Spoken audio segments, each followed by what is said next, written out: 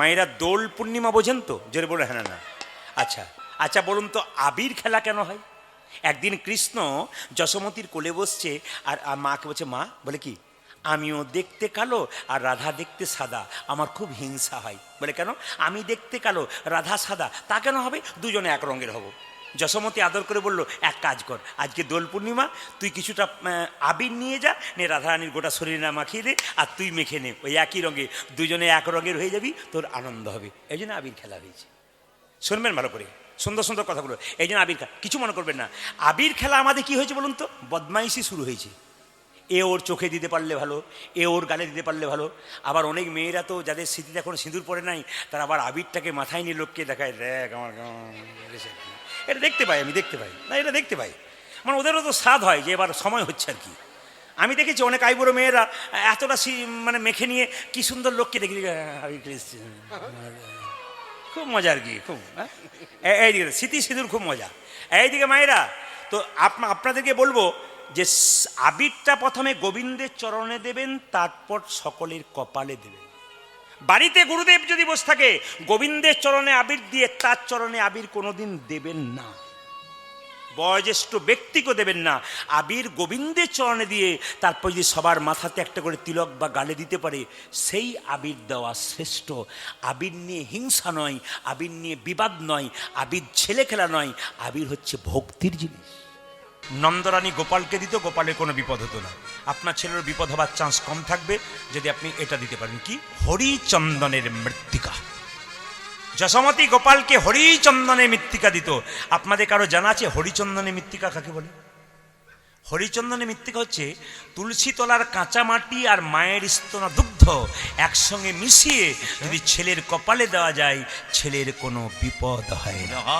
যতগুলো মা এসছেন, যতগুলো ঠাকুমা এসছেন, বৌমাকে বলতে পারবেন, আর যতগুলো মা এসছেন বাচ্চার জন্য কিন্তু ব্যবহার করতে পারবেন। কি বললাম?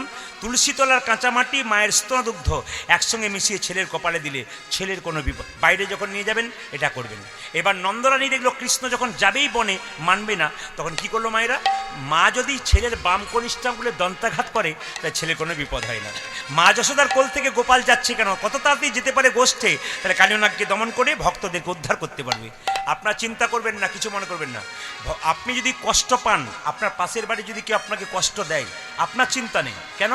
ভগবান তৈরি হয়ে আছেন তাকে দমন করবার জন্য, আপনি নিজের কাজ নিজেই করে যান। সবাই লক্ষ্য করুন, যেই না নন্দরানী গোপালকে কোলে নিয়ে আছে, গোপাল নেমে নেমে চলে যাচ্ছে। আর গোপাল কি করছে? যখন বলছে মা ছেড়ে দাও, যেতে হবে, আর মা কোনো মতে ছাড়তে চাইছে না, একটি মাত্র গোপাল। আবার সেই দিন আবার দাদা বলাইয়ের জন্মদিন, বলবো আপনাদের। সবাই লক্ষ্য করুন, যখনই গোপাল চলে যাচ্ছে, মা কি করছে? আচল ধরিয়া হাতে, এই গোপাল আচল ধরিয়া হাতে, ফিরি সদা সাথে, দণ্ডে দণ্ডে 10 12 খাই, আচল ধরিয়া হাতে, ফিরি সদাই সাথে সাথে, দণ্ডে দণ্ডে 10 12 খাই। আচল ধরিয়া হাতে, ফিরি সদা সাথে সাথে, দণ্ডে দণ্ডে 10 12 খায়। মা যদি ছেলের বাম কনিষ্ঠাঙ্গুলে একটু দাঁতটা থেকে দিয়ে, ছেলের কোনো বিপদ হয় না। আচল ধরিয়া হাতে, ফিরি সদা সাথে সাথে, দণ্ডে দণ্ডে 10 12 খাই। অচল ধরিয়া হাতে, ফিরে সদা সাথে সাথে, দণ্ডে দণ্ডে 10 12 এহেন দুধের ছেলে বনেতে বিদায় দিলে, কেমনে ধরিতে পারে, ধরতে পারে মা, বলবো। আজ এহেন দুধের ছেলে বনেতে বিদায় দিয়ে, কেমনে ধরিতে পারে, ধরতে পারে মা। মায়ের কত চিন্তা দেখুন। এহেন দুধের ছেলে বনেতে বিদায় দিলে, কেমনে রহিতে পারে, রইতে পারে মা, বলবো। এহেন তোদের ছেলে বনেতে বিদায় দিলে, কেমন রহিতে পারে, দন্তি পারে মা। কেমন করে রইব আমি, কেমন করে রইব, কেমন করে রইব, কেমন করে রইব, তোরে বনে বিদায় দিয়ে, কেমন করে রইব ওরে গোপালে তোর মনে বিদায় দিয়ে কেমন করে রইব তোরে বনে বিদায় দিয়ে কেমন করে রইব ওই আমি তোরে বলে বিদায় রে কেমন করে রইব মা যশোদা গোপালকে বিদায় দিল। জোরে বলুন রাধা রানী কি, শ্যাম সুন্দর কি, মদন মোহন কি, হরিবাসর কি। আচ্ছা, সেদিন কিন্তু দাদা বলাইয়ের জন্মদিন ছিল। আসতে, দাদা বলাইয়ের জন্মদিন ছিল। আচ্ছা, আপনারা একটু হাত তুলে বলবেন, খুশি হব দাদারা যারা আছেন, বাবারা যারা আছেন, আপনারা বাচ্চাদের জন্মদিন পালন করেন? জোরে বলবেন। দাঁড়ান, এই যে জোরে বলবেন, বাচ্চার জন্মদিন পালন করেন? ওরা দেখছে, বললেই গন্ডগোল আছে, বলার দরকার নাই, চুপ থাক। না না, হ্যাঁ আপনারা নিশ্চয় করেন, একটু মাথা নাড়ান, করেন তো? আচ্ছা, সাহস নিয়ে বলবেন, কোনো অসুবিধা নেই। আর সাহস নিয়ে না বললে আমি কিন্তু পার করে চলে যাব। আচ্ছা, জন্মদিনে কেক কাটেন?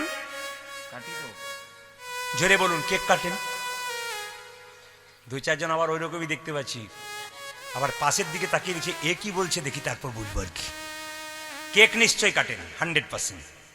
বাচ্চার জন্মদিনে কেক কাটেন। আপনাদের হয় কিনা জানি না, বাচ্চার জন্মদিনে আবার ছেলের বাবা মা পার্টি দেয়। শুনবেন ভালো করে, বাচ্চার তো জন্মদিন দিচ্ছেন, ভালো করে শুনবেন, যুক্তি আছে কিনা। বাচ্চার জন্মদিনে পার্টি দেয়, তাতে কি করে, কতগুলো পাখি কাটে কিংবা কতগুলো পশু কাটে। আচ্ছা বলুন তো, যেদিন আপনার ছেলের জন্মদিন, সেদিন যতগুলো পাখি, যতগুলো পশু কাটা হলো, কার জন্যে কাটা হলো? আপনার ছেলের জন্যে কাটা হলো। সেদিন যতগুলো পাখি পশু কাটা হলো, আপনার ছেলের জন্য বরাদ্দ করা হলো। একজনের জীবন নিয়ে আপনার ছেলের জীবনকে সুখী করবেন কি করে ভাবলেন? বিচার আপনাদের কাছে আমার। আজকে রাত্রিতে গিয়ে কাল সকালে বিচার করবেন, আমি যতগুলো কথা বললাম চেতনা জাগলো কিনা। আমি নাম করব না, 5টা পাখি কাটলেন, 5টা পশু কাটলেন, ওদের যে প্রাণগুলো গেল, ওরা তো আপনার ছেলেকে অভিশাপ দিয়ে গেল। আপনি এদিকে আনন্দ করছেন, হ্যাপি বার্থডে টু ইউ ফুস না কি বলছেন, এই যে কি সেই মোমবাতি না ভাই না, বাবারে কি আনন্দে, হ্যাপি বার্থডে টু ইউ ফুস। আচ্ছা, এদিকে না না, হাসি নয়, যুক্তি আছে। এ কিছুক্ষণ পর বলতে পারবেন যে আমি ঠিক বলছি কিনা। আচ্ছা তাকান মায়েরা, এইদিকে, আপনার ছেলের জন্মদিনে আলো চান? মানে আপনার এই যে তমস মা জ্যোতির্গময়, তাই তো, অন্ধকার থেকে আমাকে আলোর পথে নিয়ে যাও। জোরে বলুন, আপনার ছেলের জীবনে অন্ধকার চান না আলো চান? আপনারা বলছেন আলো চান, কিন্তু যখন মোমবাতিটা জ্বালিয়ে নিভিয়ে দিচ্ছেন, আলো হচ্ছে না অন্ধকার হচ্ছে। আপনার নিজে আপনার ছেলে মেয়ের অন্ধকারটাতে আপনি ডেকে আনছেন। এই যে কেক কাটার মোমবাতি নেভানো, এটা আমাদের নয়, এটা হচ্ছে খ্রিস্টানদের। সবাই তাকাবেন বাবারা, যে যেখানে বসে আছেন। এই জ্ঞানের কথা বলবো তো, না কি বলছেন? যদি হ্যাঁ বলেন তো ভালো, নাহলে আমি লীলার মধ্যে চলে যাব। না একটু বলবেন, বাবারা বলবেন, বৈষ্ণব বাবা বলবো তো, চেতনা, সমাজ চেতনা। আচ্ছা এইদিকে তাকাবেন। আচ্ছা, আপনার ছেলের জীবনে যে মোমবাতিটা জ্বালাচ্ছেন, ওটা কিন্তু আমাদের নয়, কাদের জানেন? ওটা খ্রিস্টানদের। খ্রিস্টানদের খ্রিসমাস পালন করি, খ্রিস্টানদের জন্য জন্মদিন পালন করছি, কিন্তু খ্রিস্টানগুলো কি আমাদের দুর্গাপূজায় অষ্টমীর দিনে পুষ্পাঞ্জলি দিচ্ছে? ওরা দিচ্ছে না, ওদের নিয়ে আমাদের এত মাতামাতি করবার কি দরকার আছে? আমি একটা ছোট্ট জায়গায় পড়েছিলাম, খুব সুন্দর, আমাদের ঘরে এত সুন্দর ধন রয়েছে, বৈষ্ণবের ধন, এত সুন্দর শাস্ত্রগ্রন্থ রয়েছে, ওগুলো না গিয়ে পাশ্চাত্য শিক্ষার দিকে দৌড়াচ্ছি। আমাদের ঘরের ধনটা লুকিয়ে রেখেছি, বুঝতেই পারলাম না আমার ঘরে কি ধন আছে, অন্যদিকে ছুটে বেড়ালাম। প্রমাণ কি? অনেক দিন আগেকার কথা, তখন আমাদের জন্ম হয় নাই, গল্প পড়েছিলাম। কি? একজন বুড়িমার ছেলে কলকাতায় প্রথম চাকরি পেয়েছে। তখন তো সে চিঠিপত্রের ব্যাপার ছিল, ফোন তো ছিল না, সবাই লক্ষ্য করুন। তো বুড়িমার ছেলে চাকরি করতে গেছে, 3 মাস কোনো খবর নাই। এখন মাঝে মাঝে চিঠিপত্র দেয় বুড়িমাকে, কিন্তু 3-4 মাস পর বুড়িমার অভাব হয়। বুড়িমা বুঝতেই পারে না আমার এত অভাব, ও দরজায় ভিক্ষা করে করে বেড়ায়। লোকে জিজ্ঞেস করছে, বুড়িমা তোমার ছেলে চাকরি পেয়েছে আর তুমি লোকের দরজায় ভিক্ষা করছো কেন? তোমার ঘরে টাকা নাই? তোমার ছেলে তোমাকে টাকা পাঠায় না? বলছে না, ছেলে 3-4 মাস টাকা পাঠায় নাই। শুনবেন ভালো করে, 3-4 মাস টাকা পাঠায় নাই। বলছে শুধু চিঠি পাঠিয়েছে? বলে চিঠি পাঠিয়েছে আর লাল লাল খামে 4-5টা কি পাঠিয়েছে। বলছে চলো গিয়ে দেখি। দেখছে লাল লাল খামগুলোর ভেতরে 10,000 টাকা করে একটা করে ড্রাফট রয়েছে। তো জিজ্ঞেস করছে বুড়িমা, তোমার ঘরে লাল খামে টাকা ভরা আর তুমি লোকের দরজায় ভিক্ষা করে বেড়াচ্ছ। আমাদের হিন্দু ধর্মের, সনাতন ধর্মের এত সুন্দর সুন্দর শাস্ত্রগুলো বাড়িতে জমা রয়েছে আর তুমি লোকের কাছে গিয়ে ধার করে করে ভিক্ষা করছো। অন্য ধর্মের দিকে তাকাচ্ছ, ওরা কি করছে, নিজের কত ধন আছে এদিকে তাকাচ্ছ না। মায়েরা, মোমবাতি জ্বালানো নয়, কেক কাটানো নয়। আপনার ছেলের শুভদিনে কেউ কখনো ডিম দেয় না, কেকের মধ্যে ডিম থাকে। আপনার ছেলের শুভদিনে আমাদের সনাতন ধর্ম কি বলছে দেখুন, সকালবেলায় মা পবিত্র করে স্নান করে ভগবানের চরণতলে একটা ঘিয়ের প্রদীপ জ্বালিয়ে বলবে, প্রভু এই প্রদীপটা যেমন জল জল করে জ্বলছে, আমার ছেলের জীবন প্রদীপ যেন জল জল। হরি বল, হরি বল। এত সুন্দর ধন ঘরে রয়েছে যার জন্য হাততালি দিতে পারছেন, অথচ পরের দরজায় গিয়ে খুঁজে বেড়াচ্ছেন। আবার লক্ষ্য করুন, ওই যে পায়েস কেকটা কাটছেন না, কেক ভগবান শ্রীকৃষ্ণের জন্মদিনে কেক কেটেছিল না মোমবাতি জ্বালিয়েছিল? কেক খাওয়াবেন কেন লোককে? লাড্ডু খাওয়ান, ছেলের জন্মদিন মিষ্টি খাওয়ান, কেক কি জন্য খাওয়াবেন আপনি? কেকটা কি হয়ে গেছে? এই জন্য আপনাদেরকে বলবো, সেদিন একটু পরমান্ন গোবিন্দের চরণে দিয়ে তুলসী পত্রে দিয়ে বলবেন, প্রভু আমি প্রসাদটা তোমার চরণে দিলাম, আমার ছেলে ভবিষ্যতে যেন প্রসাদ ভোজি হতে পারে। কি সুন্দর কথা আমাদের মধ্যে জমা হয়ে আছে, আমরা সেগুলো নিচ্ছি না, আমরা অন্য লোকের ধার নিচ্ছি। তাই ভগবান শ্রীকৃষ্ণ বলছে, মা আমাকে সাজিয়ে দাও। যখন সাজিয়ে দিয়েছে মায়ের এই দেখান, সুবল তখন সুবল মা যশোদার কাছে কৃষ্ণ আর সুবল দুজনে প্রণাম করলো। শ্রীরামকে বলছে, শ্রীরাম চল, তাড়াতাড়ি করিস না। বলে কেন?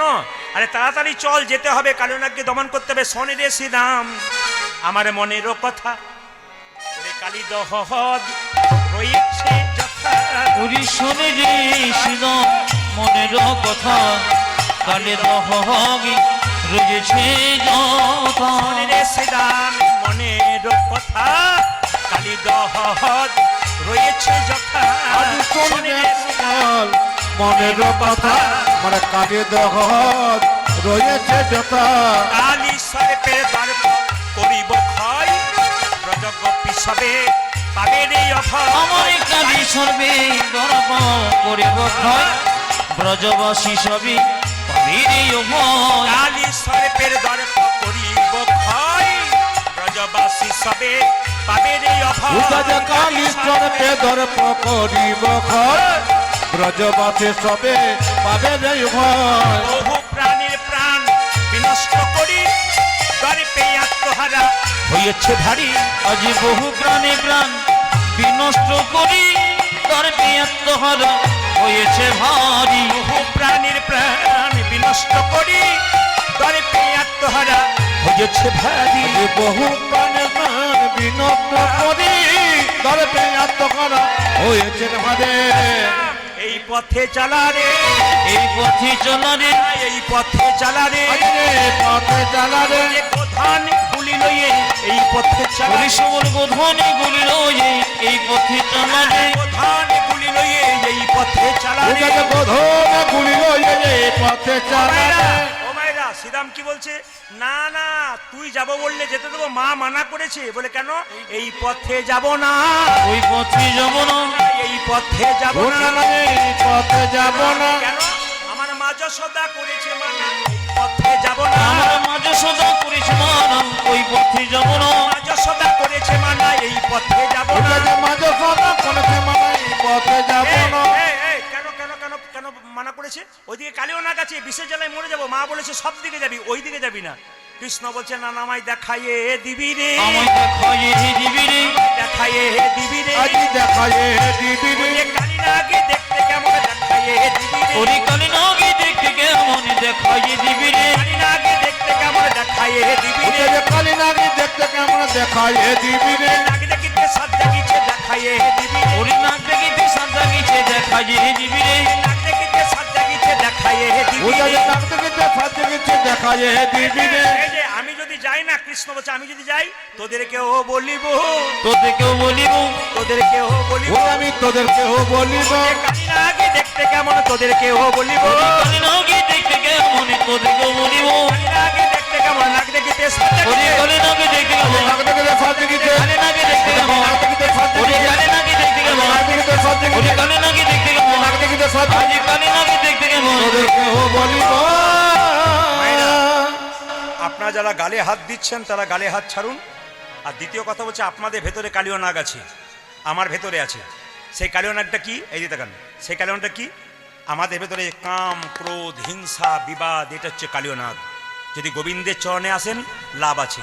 একটা ছোট কথা বলে দিই আপনাদের, যারা বসে আছেন সবাই মন দিয়ে শুনবেন। এই যে কীর্তন শুনতে এসছেন, আপনি কি ভাবছেন আপনার শুধু মঙ্গল হচ্ছে?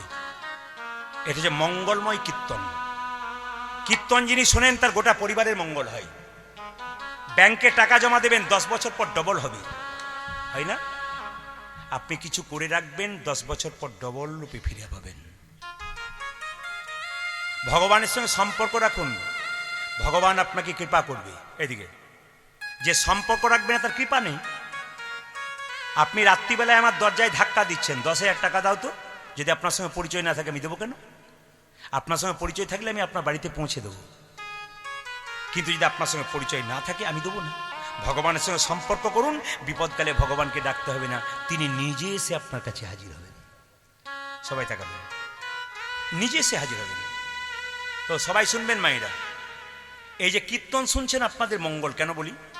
একটা মা তার ছেলের জন্য কি করতে পারে আর আপনারা কি করবেন একটু ভেবে দেখুন। আমি কয়েকদিন আগে মালদাতে গান করছিলাম, তো যে বাড়িতে বাসা সেই বাড়িতে যে মা আমাদের খাবার দিচ্ছে ডান হাতে খাবার দিচ্ছে, কিন্তু উনি যখন খাচ্ছেন তখন বাঁ হাতে খাচ্ছেন। উনি যখন খাচ্ছেন না তখন বাঁ হাতে খাচ্ছেন। তা আমি 2 দিন ছিলাম ওখানে গান করছিলাম, তো আমি জিজ্ঞেস করলাম মাতাজি আপনি ওই বাঁ হাতে খাচ্ছেন কেন? আপনার ডান হাতে সেবা দিচ্ছেন, গোবিন্দকে দিচ্ছেন, আমাদেরকে দিচ্ছেন, বৈষ্ণবকে দিচ্ছেন ডান হাতে, আপনি বাঁ হাতটা কেন খাচ্ছেন? উনি তখন বললেন বাবা আমার 7-8টা ছেলে পরপর মারা গিয়েছিল, গোবিন্দের কাছে প্রার্থনা করেছিলাম প্রভু যদি আমার এই ছেলেটি বাঁচে না, এই ডান হাতটা তোমাকে চিরকাল দিয়ে দেবো, সাধুগুরু বৈষ্ণব ভক্তদের সেবায় তোমার সেবায় লাগাবো, আমার সেবাই নয়। ওই মায়ের ছেলের বয়স এখন 15 বছর। বলছে বহুদিন পরে সন্তান হয়েছে, আমার ডান হাতটা আমি গোবিন্দকে দিয়ে দিয়েছি আমার সন্তানের জন্য। 3 ঘন্টা কীর্তন শুনতে এসে কতজনের কত ঘুম আসে, কতজন হাই তোলে, কতজন চিন্তা ভাবনা করে। একটা দেখুন তো, একটা মা সারা জীবন ধরে তার ডান হাতটা গোবিন্দকে দিয়েছে, বৈষ্ণব সেবায় দিয়েছে, নিজের সেবায় লাগায় না। একজন মা যদি এত কষ্ট করতে পারে তাহলে আপনি কীর্তন শুনছেন, মঙ্গলময় কীর্তন যত শুনবেন তত আপনাদের মঙ্গল হবে বাবা। তবে আসুন আজকে কালীনাগকে যখন দমন করব, আপনারাও কালীনাগকে দমন করবেন। সবাই মিলে একটু সুন্দর করে একটা ছোট্ট ভজনের মাধ্যমে একটু আমরা যাই কালীনাগকে দমন করব। সবাই মিলে শ্যামল তনু হাত তুলুন, একটু হাত তুলুন সবাই, একবার তালে তালে একসঙ্গে, কিন্তু খুব সুন্দর লাগবে সব একসঙ্গে, একসঙ্গে সবাই একসঙ্গে হাত তুলবেন, সবাই মিলে তুলবেন যে যেখানে আছেন। দেখুন প্রদীপ পাল দেখতে পাচ্ছে না পাচ্ছে ওটা দেখার দরকার নেই, তিনি দেখতে পাচ্ছেন এটা ভাববেন। প্রদীপ পাল দেখতে পেল না পেল আপনার তাতে কি আছে, তিনি দেখতে পাচ্ছেন কিনা দেখবেন, হাত তুলবেন, বাজাও শ্যামল তনু একসঙ্গে, একসঙ্গে তালে তালে।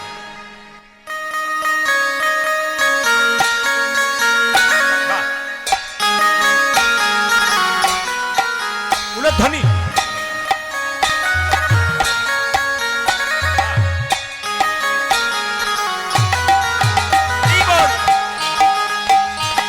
জয় নিতাই।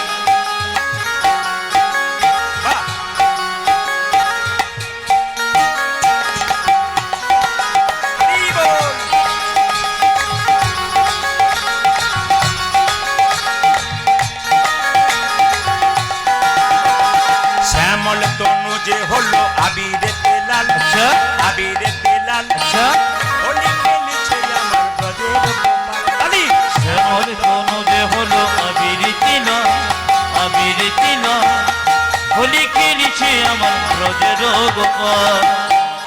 এই জন্য এরা ঝাড়খণ্ড ভালোবাসে বোধহয় না, আমিও বাসি। আসলে আপনাদের এখানে শ্রোতা দেখলাম, আস্তে আপনাদের এখানে শ্রোতা দেখলাম। শ্রোতা মানে কি কিছু মনে করেন না, আপনি বললেন যে 40,000 25,000 শ্রোতা দেখি, 12,000 কি শ্রোতা দেখলেন? আমি এখানে 3 রকমের শ্রোতা দেখলাম। একটি হচ্ছে শ্রোতা যারা মন দিয়ে, আসলে এই ক্যামেরাটার চাইতে এই ক্যামেরাটা অনেক দামি। এই যখন একবার ঘুরছে না তখন বুঝে নিচ্ছে কোনগুলো কাঁচা কোনগুলো পাকা। 20 বছরের অভিজ্ঞতা তো একবার ক্যামেরা ঘুরিয়ে নিয়ে চোখগুলোর দিকে তাকিয়ে বুঝে নেবে কোনগুলো কাঁচা কোনগুলো পাকা। তবে যারা একটু নাদুস নুদুস হয় না তাদের কিন্তু ঘুম খুব তাড়াতাড়ি হয় আর চেহারা ভালো থাকে ওই জন্য। দেখবেন ডাল ভাত শাক ভাত খাই, নাদুস নুদুস থাকলে দেখবেন উনি না, আমি তো দেখতে পাচ্ছি দু একজন, ওই জন্য বললাম আর কি। ও গানটা গাইতে গাইতে মনে পড়ে গেল। আপনাদের এখানে আমি 5 কেটিয়া কত দূরে সামনে নাকি? 5 কেটিয়াতে আমি এসেছিলাম বহুদিন আগে, আজ থেকে 15 বছর আগে। ছেলেগুলো এসেছে, সবার কাছে নিবেদন। শ্রোতা দেখলাম 3 রকম, একটু বলে রাখি। আমি চিতলা কোলিয়ারি বলে একটা কোলিয়ারি আছে না, সারসা বলে একটা জায়গা আছে, নাম করেই ফেললাম। আচ্ছা এই সারসা এসে এই দেখান তো সারসা, এরা বলছে আমি আছি, মানে এসেছে আর কি। আর সব চাইতে আমার বড় ভাগ্যবান আমি, কেন বলুন তো, আমার পাওনা কি বলুন তো, এখনকার যারা কীর্তন কমিটি এসে তারা বলেন যে দাদা কিছু মনে করবেন না, আপনি যখন থেকে কীর্তন আরম্ভ করলেন তখন থেকে ইয়ং ছেলেমেয়েরা কীর্তন শুনতে আরম্ভ করলো, তার আগে কেউ শুনতো না। এখানে তো 2-5 জন শুনছে, অন্য জায়গাতে তো সামনে খালি দেখছি 25 বছরের ছেলে মেয়েগুলো বসে আছে। তোরা কি বুঝিস? বলে আমরা বুঝি বলেই তো এলাম। কিছু রস মানে ওদেরকে বোঝাতে হবে। বাবারা তো বুঝেছেন, বৈষ্ণব বাবারা তো পাকা হয়ে গেছেন, ওনারা তো বহু দীর্ঘ জীবন ধরে কীর্তন শুনছেন। আমার বাবার বয়সে ওনাদের অভিজ্ঞতা আমার চাইতে অনেক বেশি, অনেক। ওনাদের কাছে আমি শিশু স্বরূপ, ওনারা অনেক, ওনাদের চরণে আমার প্রণাম। কিন্তু পরবর্তী প্রজন্ম যাতে জাগতে পারে তার জন্য। তো ঝাড়খণ্ডের সারসার পাশাপাশি 2-4 কিলোমিটার দূরে গ্রামটার নাম বলতে আমার বললাম না, কারণ এটা রয়েছে বলি, কালকে খবরটা দেবে। তো ওখানে রামনবমীতে পরপর আমি তখন অনেক দিন, কথা এরা তখন অনেক ছোট, গিয়েছিলাম। তখন ওখানে 4 দিন করে 24 প্রহর হতো। তো আমাকে ওরা, আমি যখন পরপর 7 বছর করলাম, বললাম ভাই এবার আমাকে জবাব দাও। বলে কেন? আমার অনেক দিন হয়ে গেল। বলছে দাদা এই বছরটা লাস্ট করে দিন। 7 বছর লাস্ট। বলো কীর্তন শুরু হবে 7টা থেকে 10টা, আর রামায়ণ শুরু হবে 4টা থেকে 7টা। দেখবেন একজন বয়স্ক ব্যক্তি রামায়ণ পাঠ করবে, 80 বছর বয়স। আমি বললাম তাহলে যেখানে দেখিবে ছাই উড়াইয়া দেখো তাই, পাইলেও পাইতে পারো অমূল্য রতন। আমি তখন ভাবলাম কম বয়স আমার, তাহলে একটু রতন পাবো, ওনার কাছে একটু শুনি, মানে ওই রামায়ণ শুনি। এখন মনে মনে ভাবলাম, দেখছি আচ্ছা কিছু মনে করবেন না, বিকেল 4টা থেকে যদি এখানে রামায়ণ শুরু হয় আর 7-8টা থেকে কীর্তন শুরু হয়, বলুন তো বাড়ির বউগুলো আগে আসবে না শাশুড়িগুলো আগে আসবে? বউগুলো তো বলবেই না, শাশুড়িগুলো আগে আসবে। কারণ বউগুলো কি বলে, ঘরে বসে বসে কি করছেন, খালি মানে পাঠাতে পারলেই বাঁচে আর কি, ঘর থেকে বের করতে পারলেই না। এখানে খুব ভালো, অন্য জায়গায় দিনে এখন লক্ষ্য করুন, কি রামায়ণ শুরু হলো, আমি চেয়ারে বসে আছি, একজন নাতনিকে নিয়ে ঠাকুমা রামায়ণ শুনতে এসে একটা বস্তা পেতে বসলো। রামায়ণ শুরু হলো, ঠাকুমা পা লম্বা করলো, রামায়ণ শেষ হলো, ঠাকুমা গা লম্বা করলো। যখন কীর্তন শুরু হলো, ঠাকুমা নাক ডাকতে শুরু করলো। দেখুন দলে পার্টি আমাদের আছে। আমি ঘুমের কথা বলবো কি, গাড়িতে যখন রাত্রেতে যাই গাড়িতেই নাক ডাকে, গাড়ির সাউন্ড নাও সাউন্ড বুঝতে পারি না। তো সবাই লক্ষ্য করুন মায়েরা, তো নাক ডাকতে শুরু করলো। কীর্তন যখন 4 দিন হলো, কুঞ্জ বর্ণনা দিন এসে বলছে, বাবা প্রদীপ তোর কীর্তনে মজা আছে। আমার ঠাকুমা তুমি তো ঘুমোচ্ছিলে, কি মজা? বলছে না না, তোর কীর্তনে যা মজা পেলাম অন্য জায়গায় পাই না। বলে কেন? আমার ছেলেরা আমাকে এত ভালোবাসে, 3টে করে ফ্যান গরমকালে দেয়, 2টো করে ঘুমের ট্যাবলেট দেয়, ঘুমই আসে না। আর তোর কীর্তনে কি ঘুম, আমার ঘুমই ছাড়ে না। কীর্তনের মজা আছে তাহলে নাকি বলছেন? কীর্তনে মজা নাই? হ্যাঁ, এবং তাই ঠাকুমা তোমার তো কীর্তনে মজা আছে, কীর্তনে মজা আছে। যত রাত বাড়বে না তো দেখবেন কি মজা আছে, প্রচণ্ড রস আছে। কিন্তু কি করবেন, প্রতিদিন গান তো ওই জন্য আমাদের লিমিট বাঁধা আছে, আমরা বেশিক্ষণ যাবো না, হুট করে শেষ করে দেবো, কেউ দুঃখ করবেন না। সবাই লক্ষ্য করুন মায়েরা, 3 দিন কীর্তন হয়ে গেল। রামায়ণ পাঠক এসে বলছে বুড়িমা, বাবা প্রদীপের যেমন কীর্তন তোমার সেরকম রামায়ণ। এখন যদি কাউকে বলা হয় তোমার খুব ভালো হয়েছে, তার দেখবেন একটু বুকটা ভরে যায়, অটোমেটিক স্বাভাবিক। যিনি রান্না করছেন যদি বলি আপনার রান্না খুব ভালো, দেখবেন আর একটু নেন।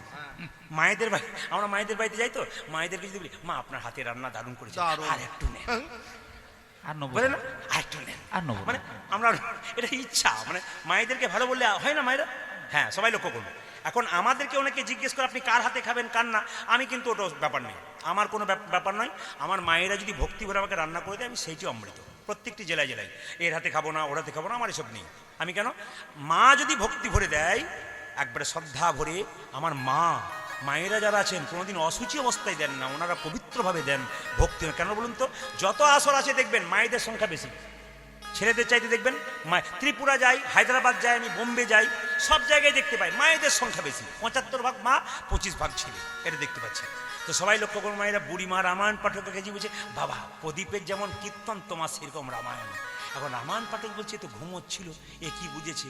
বলছে বুড়িমা রামায়ণ যে 4 দিন ধরে শুনলে তুমি কি বুঝলে?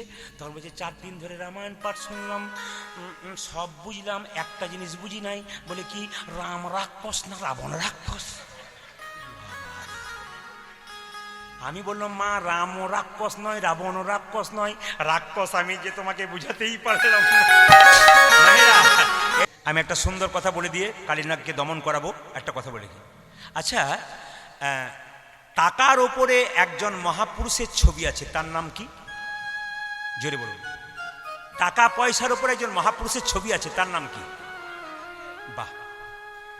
আপনারা ছবি দেখলেন, উনাকে দেখলেন, কিন্তু চিন্তা করলেন না উনি কি করলেন হিন্দু সনাতন ধর্মের জন্য। উনি ছিলেন এলাহাবাদ কোর্টের ব্যারিস্টার। সকালবেলায় ঘুম থেকে উঠে উনি গীতা পড়তেন। যদি ওনাকে জিজ্ঞেস করতো আপনার মাকে, বলতো গীতা আমার মা, আর গর্ভধারিণী যিনি জন্ম দিয়েছেন তিনি আমার মা। চিন্তা করুন। এবং গীতাটা পড়তে পড়তে তিনি এই কথা বলতেন, হে প্রভু, আমাকে সম্পদ দিও না, আমাকে বিপদ দাও। সম্পদ দিলে তোমাকে ভুলে দেব, আর বিপদ দিলে তোমাকে মনে রাখতে পারবো। দেখুন দেখুন, শুধু শাস্ত্রের দিকে গেলে না, ইতিহাসের দিকে গেলেও দেখতে পাবেন ইনারা আমাদের জন্য কি গেলেন। এত এত মহাপুরুষ মারা গেছে, কিন্তু কেউ ভগবানের নাম করতে করতে মরে নাই। কিন্তু মহাত্মা গান্ধীকে যখন নাথুরাম গডসে পরপর 2টো গুলি মেরেছিল, গুলি পাওয়ার পরও হারাম হারাম রাম রাম বলতে বলতে মরেছিল। মহাভারতের পাতায় একজনকে দেখুন, কৃষ্ণের পিসি কুন্তি। কৃষ্ণের পিসি কুন্তি কুরুক্ষেত্রের যুদ্ধে যখন কৃষ্ণ জয়লাভ করলো, পঞ্চপাণ্ডব জিতে গেল, কুন্তিকে কৃষ্ণ প্রণাম করছে, পিসি আমি যাই। বলুন তো মায়েরা, ছেলে যদি বাইরে যায়, মাকে প্রণাম করে বলে মা আমি যাই, আপনারা কি বলবেন? চলে বলুন। খোকা, যাই বলতে নাই, আসি বলতে হয়। যেই না কুন্তিকে প্রণাম করেছে কৃষ্ণ, বলেছে পিসি আমি যাই, সঙ্গে সঙ্গে কৃষ্ণ বলে উঠেছে, কুন্তি বলে উঠেছে, বুঝলাম বাবা, তুই আর কোনোদিন আসবি না। অন্যদিন প্রণাম করে বলিস পিসি আমি আসি, আজকে বলছিস যাই, এর থেকে বুঝলাম তুই আর কোনোদিন আসবি না। কথাগুলো খুব মার্মিক কথা, মহাভারতের কথা। আপনার সব এখানে জ্ঞানীজন গুণীজন আছেন, বসে শুনবেন ভালো করে। তো সঙ্গে সঙ্গে কুন্তি বলছে, কৃষ্ণ আমি যেটুকু বুঝলাম তুই কাঙ্গালের ভগবান, তুই ভিখারির ভগবান। কৃষ্ণ বলছে আমি কাঙ্গালের ভগবান, আমি ভিখারি ভগবান? হ্যাঁ রে, তুই কাঙ্গালের ভগবান, তুই ভিখারি ভগবান। প্রশ্ন করবেন, তাহলে কি যার কোটি কোটি টাকা আছে তার ভগবান নয়? যার গাড়ি বাড়ি টাকা পয়সা আছে তার ভগবান নয়? বলছে না, কোটি কোটি টাকা থাকবে, জনক ঋষি রাজা যিনি পূর্ণ ত্যাগী ছিলেন, তিনি কোনোদিন সোনার পুরী ত্যাগ করে নাই। হ্যাঁ, এরকম যদি ত্যাগী হওয়া যায়, ভগবান শ্রীকৃষ্ণের চরণ পাওয়া যায়। সীতার বাবা জনক রাজা সোনার পুরীতে বসে থাকতো, মন রাখতো গোবিন্দের চরণে। এরকম কাঙ্গাল যদি হয়, তাহলে ভগবানকে পাবে। সবাই তাকাবেন। কাঙ্গাল কাকে বলে? যার কোটি টাকা আছে কিন্তু কৃষ্ণের জন্য কাঙ্গাল, তিনি কাঙ্গাল। কাঁদি মুর্শিদাবাদের লালা বাবা, প্রচুর টাকার মালিক। এইদিকে তাকান। বিচার করে ফিরছিল, বিচার করে পাল্টিতে ফিরছিল, একটা বাচ্চা মেয়ে তার বাবাকে বলছে, বাবা, ধোপার মেয়ে, বাসনায় আগুন দেবে না? ওইটা শোনার পর থেকে চমকে উঠল, আমার এত গাড়ি, আমার এত বাড়ি, আমার বাসনাকে এবার আগুন দিতে হবে। অচৈতন্য শরীরে চৈতন্যবিহীন, চেতনা না থাকলে চৈতন্য পাও কঠিন। সবাই তাকাবেন আমার দিকে। যখনই কুন্তি বলেছে কৃষ্ণ তুই কাঙ্গালের ভগবান, বলছে কি করে বুঝলে? বলছে পঞ্চপাণ্ডব যতদিন রাজ্য হারিয়ে বনে বনে ঘুরে বেড়াচ্ছিল ভিখারির মতো, ততদিন তুই ওদের সঙ্গে ছিলি। ওরা যখন রাজা হয়ে গেল তখন তুই ফিরে চললি। এর থেকে বুঝলাম তুই রাজার ভগবান নোস, তুই কাঙ্গালের ভগবান। কুন্তি বলে উঠল, কৃষ্ণ কিছু মনে করিস না, যাবার সময় তুই আমাকে দুটো আশীর্বাদ করে যা। রিভাবটা কমাও, প্রত্যেকে রিভাব কমাও, টোনটা বাড়াও। যাবার সময় তুই আমাকে দুটো হালকা রিভাব দাও, টোনটা বাড়াও। যাবার সময় দুটো আশীর্বাদ দিয়ে যা। বলে কি? আমি যেন কৃষ্ণ বলে কাঁদতে পারি। পিসি, কৃষ্ণ বলে কেঁদে কি লাভ? বলছি এই জগতে যে কৃষ্ণ বলে কেঁদেছে সে ছাড়া কেউ বুঝবে না কৃষ্ণ বলে কাঁদাতে কি লাভ। মায়েরা, ওই জন্য বারবার বলবো, সংসারের জন্য কান্না করলে জ্বালা বাড়বে, আর ভগবানের জন্য কান্না করলে বাবা জ্বালা থামবে। বিরাট বিরাট ব্যাখ্যা আছে। কৃষ্ণ ভগবান আপনার হবে অনেক। আচ্ছা মায়েরা, ভীষ্ম সরসজ্জায় কতদিন ছিল? আসতে, ভীষ্ম সরসজ্জায় কতদিন ছিল? 58 দিন, 58 ডেজ। শুনবেন ভালো করে, ভীষ্ম সরসজ্জায় 58 দিন ছিল। তো সবাই লক্ষ্য করুন, দুর্যোধন যখন যুদ্ধ করছে, যুদ্ধের আগে তার দাদু ভীষ্মকে কেঁদে কেঁদে বলছে, দাদু তুমি আমার খাচ্ছ, আমার পড়ছ, তোমার লজ্জা করে না? আমার ভাইগুলো সব যুদ্ধে কষ্ট পাচ্ছে, মরে যাচ্ছে, আর তুমি দিব্যি আমার খাচ্ছ, আমার পড়ছো, তুমি শুয়ে আছো, তুমি কিছু করতে পারছো না? ভীষ্ম বলল, দাদু ভাই, এই জগতে যে খাবার খোঁটা দেয় না, খুব শুনতে খারাপ লাগে। তুই যখন খাবার খোঁটা দিলি তবে ভালো করে শোন। বলে কি? আজকে রাত্রিবেলায় তোর স্ত্রী ভানুমতিকে আমার কাছে পাঠিয়ে দে। ভানুমতি এসে আমাকে প্রণাম করবে মধ্যরাত্রিতে, আমি তাকে আশীর্বাদ করে দেবো, তার স্মৃতি সিন্ধু রক্ষয় থাকবে, অনেকদিন দীর্ঘায়ু হবে, তুই শুধুমাত্র পাঠিয়ে দে। রাত্রিবেলায় ভানুমতিকে দুর্যোধন বলল, শোনো, দাদুর কাছে যাও, দাদু আশীর্বাদ করে দেবে, আমাদের আর কোনো ভাই মরবে না। সঙ্গে সঙ্গে ভানুমতি বলল, আজকে যাব না, কালকে যাব। এই কাল কাল করে রাবণ স্বর্গে সিঁড়ি বাঁধতে পারে নাই মা। কাল কাল করে রাবণ স্বর্গের সিঁড়ি বাঁধতে পারে নাই। আমি আপনাদের বলবো, কাল করব বলে জীবনে কোনো কিছু রাখবেন না। হ্যাঁ, জীবনে কিন্তু কাল হয়ে যেতে পারে না। যা করবেন আজকেই করুন। ওষুধের বোতলের উপর এক্সপায়ারি ডেট লেখা থাকে, আমাদের দেহের মধ্যে কোনো এক্সপায়ারি ডেট লেখা থাকে না। কে কখন চলে যাবে কেউ জানে না। আপনি কীর্তন শুনতে এসছেন, বাড়ি ফিরে যাবেন, গ্যারান্টি নেই। রাত্রিবেলায় শোবেন, সকালবেলায় যদি চোখ খোলেন আপনার সকাল হবে, চোখ যদি না খোলেন আপনার জীবনে পরকাল হবে। কে কখন চলে যাবে কেউ জানে না। যাবার আগে কিছু ভালো কাজ করে যাও। শুনবেন কথাগুলো। রাত্রিবেলায় যখন ভানুমতি যদি যায় তাহলে তো ভাইগুলো আর মরবে না, 100 ভাই সঙ্গে বাঁচবে ওরা।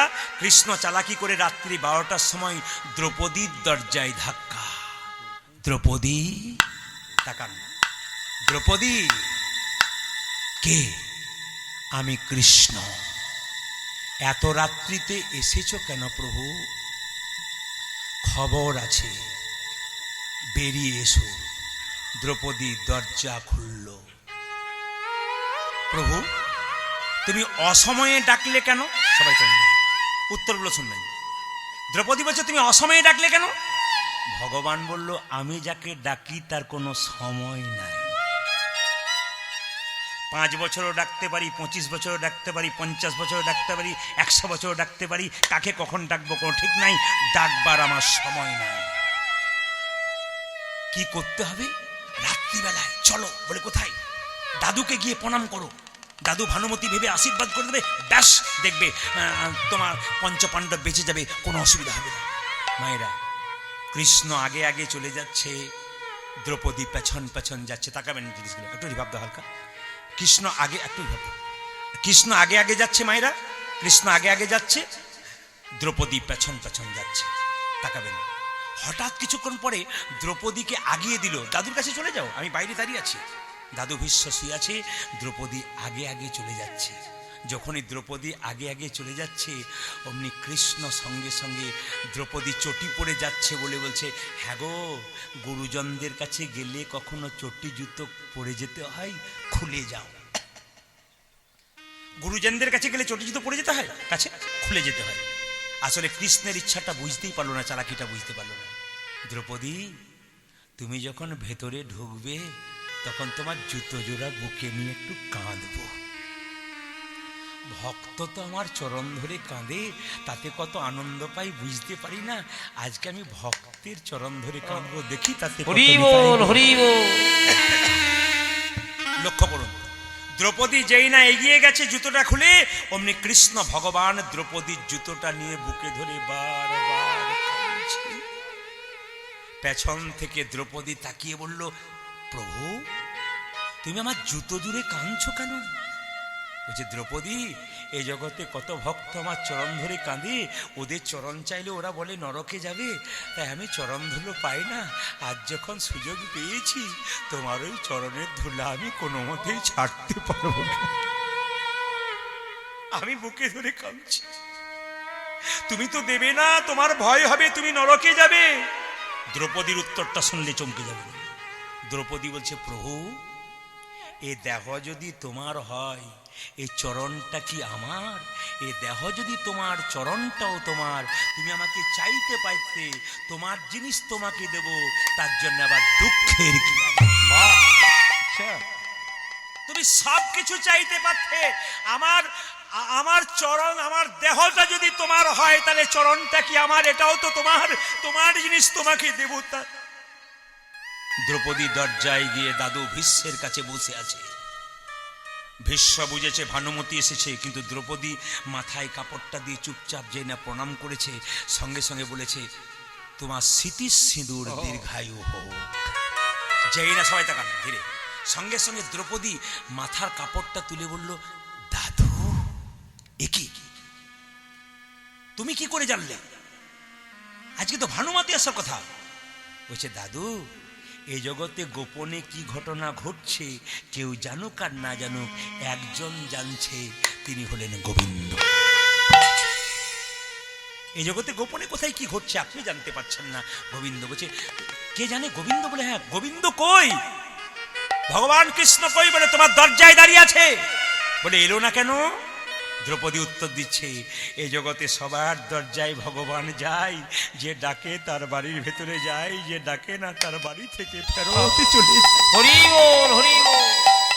যেই না ভীষ্ম চিৎকার করে বলেছে, কৃষ্ণ কৃষ্ণ, যেই না চিৎকার করে ডেকেছে মা, অমনি সঙ্গে সঙ্গে কৃষ্ণ ভীষ্মের কাছে গিয়ে দাঁড়িয়েছে। ভীষ্ম জিজ্ঞেস করছে, কৃষ্ণ আমার যে এই শরীরে এত স্বর, এত কষ্ট আমি পাচ্ছি কেন? প্রশ্নের উত্তর দেখুন। বলছে, আমি যে স্বর এত কষ্ট পাচ্ছি, আমার এত কষ্ট কেন? চোখের জলে তীরের উপর শুয়ে আছি আমি সরসজ্জা, আমার কি যন্ত্রণা একমাত্র আমি জানি। কেন এমন কি পাপ করেছিলাম? কৃষ্ণ বলল, তোমার কত জন্মের কথা মনে আছে? সঙ্গে সঙ্গে বলল, আমার 7 জন্মের কথা মনে আছে। তবে শোনো, 8 জন্মে তুমি ছিলে রাজপুত্র। রাস্তা দিয়ে একটা বেতের লাঠি নিয়ে পেরিয়ে যাচ্ছিলে, একটা বিষধর সাপ রাস্তা দিয়ে যাচ্ছিল, আর তুমি বিষধর সাপটাকে লাঠি দিয়ে খোঁচা দিয়ে কাঁটার ঝোপে ফেলে দিয়েছিলে। কাঁটার খোঁচাতে বিষধর সাপ ছটপট ছটপট করে মরবার আগে তার পরিবারের সবাইকে ডাকলো, কিন্তু কেউ বাঁচাতে পারলো না। সাপটা সেদিন কেঁদে কেঁদে বলছিল, হে জগন্নাথ, জগতের নাথ, তুমি বিচার করো, বিচার করো। সেই দিন তুমি, সেদিন কেঁদে কেঁদে সাপটা বলেছিল মৃত্যুর আগে, আমি যেমন কাঁটাই পড়ে মরলাম, যে আমাকে কাঁটাই মারলো, হে গোবিন্দ, ও তো আমার যন্ত্রণা বুঝতে পারলো না, ওরও যেন একদিন কাঁটাই পড়ে মৃত্যু। যে যেমন কর্ম করবে তার তেমন ফল হবে। এ জগতে কেউ যদি কাউকে কাঁদায়, তবে তাকেও কাঁদতে হবে। মায়েরা, এই জগতে যাকেই আপনি কাঁদাবেন তার জন্যই কাঁদতে হবে আপনাকে। এই জন্য বারবার বলবো, চলার পথে একটু মাথায় রাখবেন, যেন কায়িক বাচিক মানসিক কোনো কষ্ট যেন কাউকে না দেওয়া যায়, এটা কিন্তু আপনারা সবাই চেষ্টা করবেন। তাই সবাই লক্ষ্য করুন, ভগবান শ্রীকৃষ্ণ, সবাই মাথায় কাপড়টা নিন ভক্তি ভরে। ভগবান শ্রীকৃষ্ণ কালীয় রাজ্যে দমন করবে, যখন ঝাঁপ দিয়েছে জলের মধ্যে, তখন মা যশোদা, মায়েরা, ছেলে যদি বাইরে থাকে, যদি না ফেরে, সবচাইতে কষ্ট কার হয়? জোরে বলুন, সবচাইতে কষ্ট কার হয়? জোরে বলবেন, মায়ের হয়। মা যশোদা তখন বলছে, হ্যাঁ রে, আমার গোপাল সকালবেলায় গেছে, গোষ্ঠ এখনো ফিরল না কেন? যশোমতী, যশোমতী কহে তখন যশোমতী যত গোপ গোপী, তখন যশোমতী যত গোপ গোপী, তখন যশোমতী যত গোপ গোপী, তখন যশোমতী যত গোপ গোপী, বিচার করে যে মনে, আমার তখন যশোমতী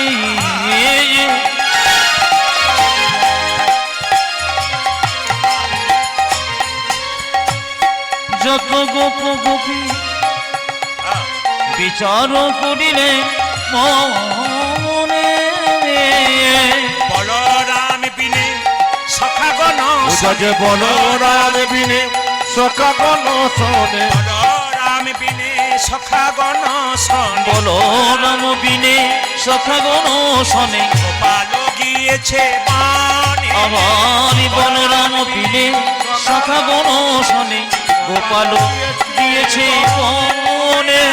এইদিকে ভোরবেলাকার স্বপ্ন নাকি সত্যি হয়, জোরে বড় হয় না? মহিটাটা কাটলো। ভোরবেলাকার স্বপ্ন সত্যি হয় না মায়েরা? অনেকে বড় স্বপ্ন হয় সত্যি। যশোমতী বলছে, জানো দিদি, আজকে সকালে একটা খারাপ স্বপ্ন দেখেছি, ওইটাই হবে নাকি আমি বুঝতে পারছি না।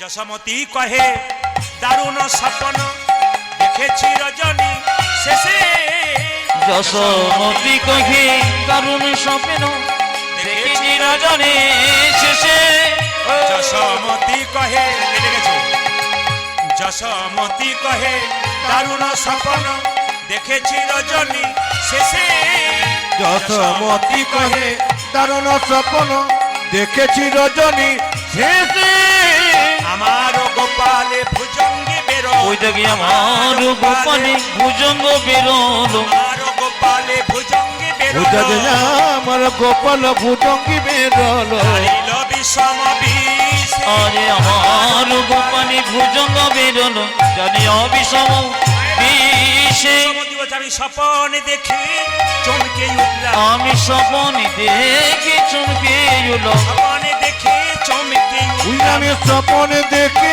চমকে উঠলাম, ঘুমের ঘরে হাত বোলালাম, স্বপনে দেখে চমকে তখনই আমি ঘুমের ঘুরে হাতে বুলালাম, স্বপন দেখে চমকে উঠল, আমি ঘুমের ঘুরে হাতে বলালাম, ওই স্বপন দেখে চমকে উঠল, আমি ঘুমের ঘুরে হাতে বলালাম, আমি স্বপন দেখে চমকে উঠল, স্বপনে দেখে চমকে উঠলাম, জানে অবিষম বিষে। যশোমতী বলছে, প্রত্যেক দিন গোচারণে মাঝে মাঝে শ্রীরাম সুদাম আসে নবনীতে, কিন্তু আজকে কেন এলো না?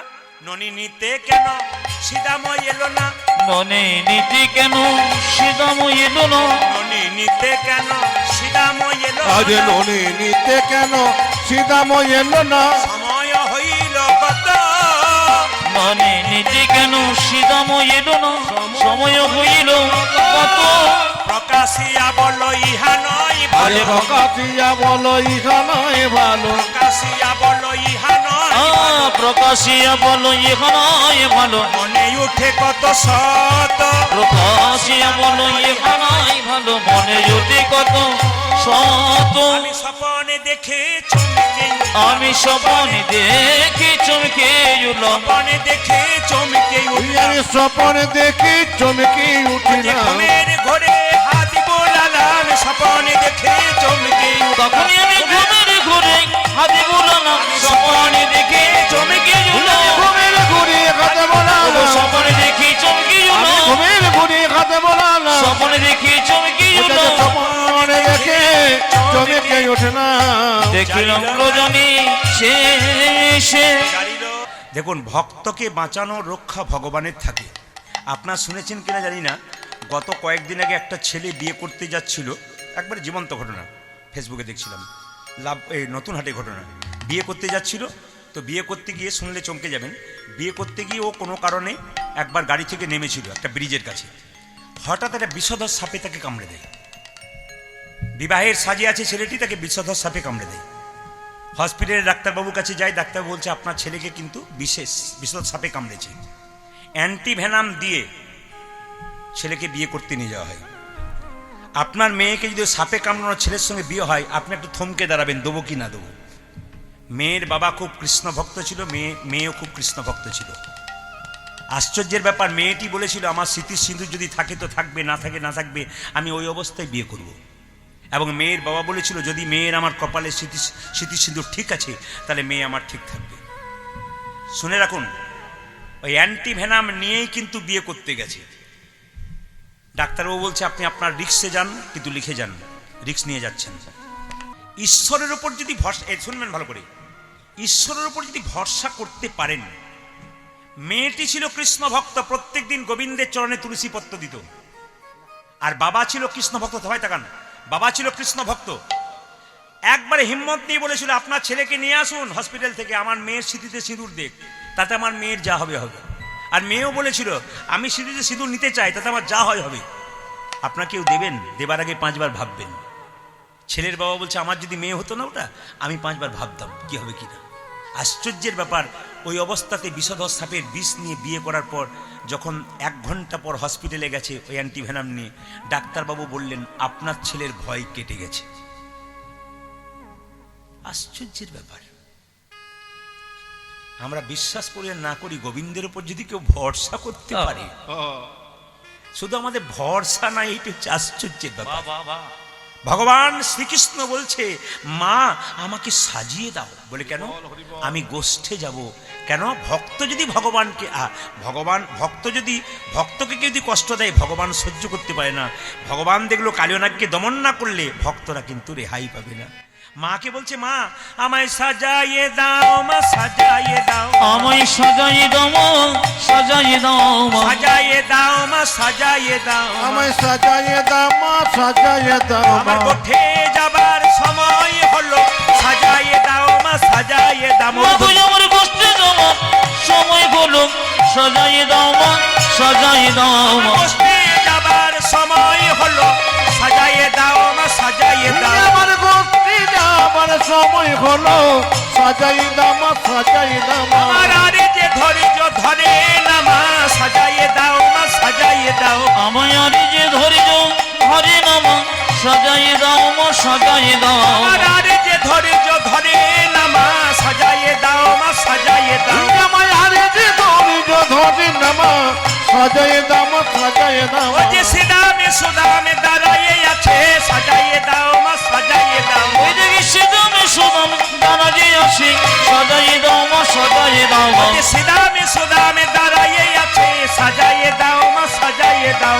সিদামে সুদামে দাঁড়াইয়ে আছে, আর আরে যে ধৈর্য ধরে না মা, সিদামে দাঁড়াইয়ে আছে, ওই আরে যে ধৈর্য ধরে না মা, সিদামে সুদামে দাঁড়াইয়ে আমি আছে। আরে যে ধৈর্য ধরে না মা। সাজাইয়ে দাও মা, সাজাইয়ে দাও মা।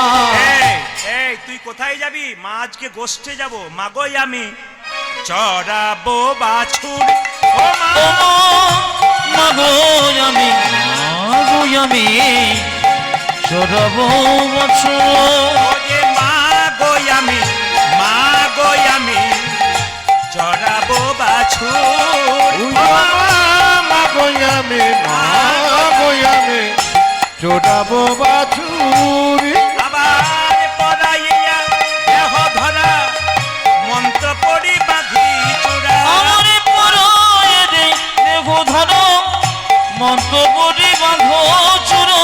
পড়াইয়ে দে দেহ ধরা, মন্ত্র পড়ি বাঁধি চূড়া।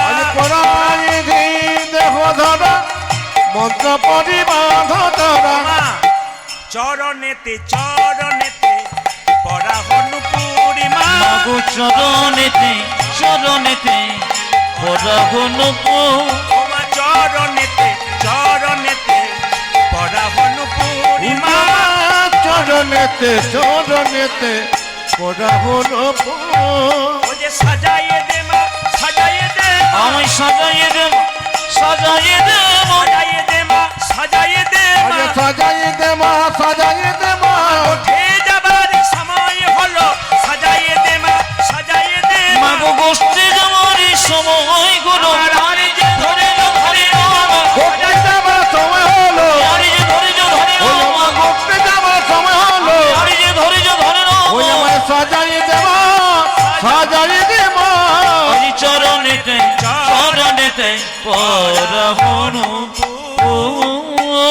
আচ্ছা জোরে বলুন রাধা রানী কি। হ্যাঁ, জয়টা একটু যত জয় জোরে বাড়বে রাত্রি তত গান ভালো বেশি বাড়বে আর কি। আর জয় কমে গেলে আমিও কমিয়ে দেবো। দেখি তো, রাধা রানী কি, শ্যাম সুন্দর কি, মদন মোহন কি, হরিবাসর কি, সাধুগুরু বৈষ্ণব কি। হ্যাঁ, আমি যখন কীর্তন করতে আসছিলাম তখন দুজন মেয়ে গল্প করছে, বলছে সামনে বসিস না, পা মেলে বসতে পাবি না, খালি হাত তুলতে হবে। পেছনে বসবি, সময় মতো পালাবার চান্স পাবি। এই যে পেছনে যারা বসে তারা খুব চাপ। না না, আপনাদের এখানে জায়গা নাই বলে বসেছি। যেটা বলুন, রাধা রানী কি, শ্যাম সুন্দর কি। আচ্ছা বাবা, ভগবান শ্রীকৃষ্ণের চরণে দুটি নুপুর ছিল, যেটা বলুন হা না না, শুনবেন ভালো করে। ভগবান শ্রীকৃষ্ণের চরণে দুটি নুপুর ছিল। একটা কি বিশ্ব বসুমুনি, আর একটা কি কর্ণম মুনি।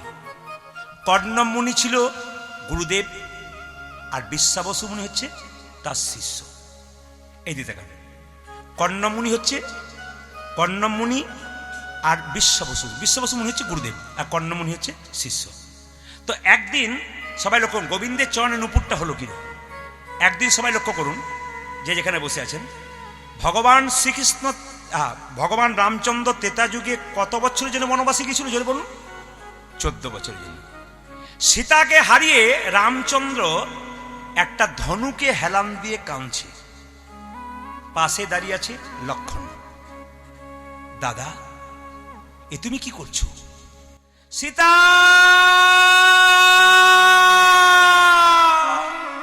সীতা,